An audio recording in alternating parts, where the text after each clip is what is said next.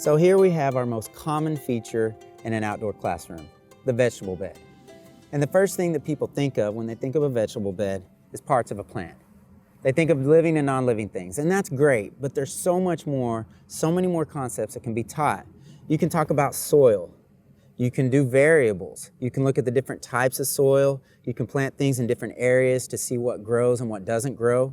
You can track it, record the measurement of the plant, come out on a weekly basis.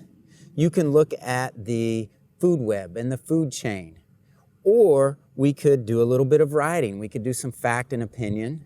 We could do a research project. But my favorite thing with a vegetable bed is to actually get in and do some math. And vegetable beds that look like this are great, but I like to take my beds and I like to divide them into square feet using simple string. Now, when you look at this, the first thing you're probably thinking of is area and perimeter. And that's what most of us see.